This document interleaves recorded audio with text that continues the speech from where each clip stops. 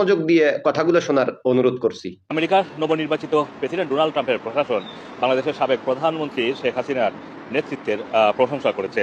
তারা যেটা বলছে যে বাংলাদেশের ডক্টর মোহাম্মদ ইউনূসের নেতৃত্বে অন্তর্বর্তীকালীন সরকারের আমলে চরমপন্থার যে বারবারন্ত এবং সংখ্যালঘুদের উপরে নির্যাতন নিয়ে সেটা নিয়ে উদ্বেগ প্রকাশ করেছে। এবং প্রথম দফায় দক্ষিণ এশিয়ার গুরুত্বপূর্ণ দায়িত্বে থাকা হোয়াইট হাউসের কর্মকর্তা লিসা কার্টিস তিনি কিন্তু এই মন্তব্যগুলো করেছেন এবং তিনি বলছেন যে শেখ হাসিনাকে উৎখাতের ফলে বাংলাদেশ গুরুত্বপূর্ণ একটি সন্ধিক্ষণে এসে দাঁড়িয়েছে যা তাদের ভবিষ্যৎকে নিয়ন্ত্রণ করবে। চরমপন্থী মৌলবাদী এবং জঙ্গিদের নিয়ন্ত্রণে শেখ হাসিনা প্রশংসনীয় দায়িত্ব পালন করেছিলেন বলেও সংবাদ সংস্থা পিটিআইকে দেওয়া একটি সাক্ষাৎকারে মন্তব্য করেছেন কার্টিস। এবং বাংলাদেশ নিয়ে আমেরিকার বাইডেন সরকার এবং ট্রাম্পের মধ্যে গুরুতর মতভেদের বিষয়টি আগেও সামনে এসেছে। শেখ হাসিনা অভিযোগ করেছেন যে বাইডেন প্রশাসন এই গণ অভ্যুত্থান ঘটিয়ে তার নেতৃত্বে বাংলাদেশে আওয়ামী লীগের সরকারের যেটা সে পতন ঘটিয়েছে সেটার জন্য তিনি সরাসরি আমেরিকার বাইডেন প্রশাসনকে দায়ী করছেন। এবং শেখ হাসিনার দাবি অনুযায়ী হচ্ছে সেন্ট মার্টিন দ্বীপ ছেড়ে দিতে রাজি না হওয়াতেই বাইডেন প্রশাসনের দক্ষিণ এশিয়া বিষয়ক কর্মকর্তা ডোনাল্ড লু পরিকল্পনা করে তাকে উচ্ছেদ করেছেন। ঢাকায় নতুন অন্তর্বর্তীকালীন সরকারের প্রধান উপদেষ্টা ডক্টর মোহাম্মদ ইউনূসের সাথে বাইডেন প্রশাসনের যে সম্পর্ক সেটা কিন্তু সবাই জানেন, তার প্রশাসনের সম্পর্ক ছিল খুবই ভালো।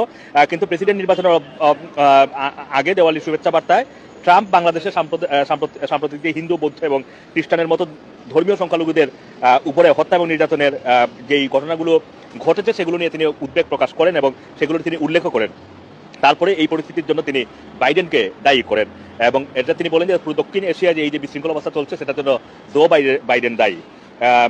বাংলাদেশের রাজনৈতিক শিবিরের একাংশ ট্রাম্পের এই মন্তব্যকে গুরুত্বপূর্ণ মনে করেন, কারণ তাদের মতে বাংলাদেশের পরিস্থিতির জন্য বাইডেনকে দায়ী করে তিনি ঢাকায় শাসক পরিবর্তনের নীতির সমালোচনাই করেছেন। ট্রাম্পের ঘনিষ্ঠ হিসেবে পরিচিত লিসা কার্টিস পিটিআইকে বলেছেন যে বলা হয়েছিল যে শেখ হাসিনার উৎখাতে বাংলাদেশে গণতান্ত্রিক প্রক্রিয়া শক্তিশালী হবে, কিন্তু এখন পরিস্থিতি বেশ উদ্বেগজনক। বেশ কিছু জঙ্গি নেতাকে জেল থেকে মুক্তি দেওয়া হয়েছে। হিন্দু, বৌদ্ধ, খ্রিস্টানদের উপরে আক্রমণের ঘটনা ঘটেছে। 2017 থেকে 2021 সাল পর্যন্ত জাতীয় নিরাপত্তা পরিষদের দক্ষিণ ও মধ্য এশিয়া সংক্রান্ত ডিরেক্টরের দায়িত্বে থাকা কার্টিস বলেন বাংলাদেশের জঙ্গি হামলার ইতিহাস রয়েছে। 2016 সালে হোলি আর্টিজানের হামলার ভয়ঙ্কর ঘটনা ঘটে এবং বাংলাদেশে আইএস প্রভাবিত কিছু শক্তিও আছে। হাসিনা জঙ্গি শক্তিকে নিয়ন্ত্রণে প্রশংসনীয় কাজ করেছিলেন। রাজনীতির ময়দানে এই শক্তির ফিরে আসার বিষয়টি সত্যিই উদ্বেগের, মানে আবার বাংলাদেশের জঙ্গির উত্থান ঘটছে বলে আশঙ্কা প্রকাশ করছেন কার্টিসের কথা এই ঘটনা কারোর পক্ষেই ভালো হতে পারে না। তিনি বলেন গুরুত্বপূর্ণ সময়ে দাঁড়িয়ে বাংলাদেশ যদিও এটা অগ্রাধিকারের প্রথম স্থানে নেই, তবু ভাবি প্রেসিডেন্ট ট্রাম্পের জাতীয় নিরাপত্তা দল বাংলাদেশকে যথেষ্ট গুরুত্ব দিবে, এটা কিন্তু তিনি বলছেন। এবং অন্তর্বর্তীকালীন সরকারের যেই 100 দিনের কার্যক্রম নিয়ে একটি রিপোর্টও প্রকাশ করেছে ব্রাসেলসের সংস্থা ইন্টারন্যাশনাল ক্রাইসিস গ্রুপ। তাতে বলা হয়েছে দীর্ঘদিন ক্ষমতা ধরে রাখতে যে গণবিচ্ছিন্ন হয়ে পড়েছিল শেখ হাসিনা সরকার, তাদের উচ্ছেদের পরে ইউনূস সরকারের উপরে দেশের মানুষের অগাধ প্রত্যাশার চাপ, তবে রাজনীতি, অর্থনীতির, নির্বাচনের ব্যবস্থা এবং দুর্নীতি প্রতিরোধের ক্ষেত্রে সংস্কারের সুযোগ সৃষ্টি হয়েছে। কিন্তু এই রিপোর্টেই বলা হয়েছে নতুন সরকারের পক্ষে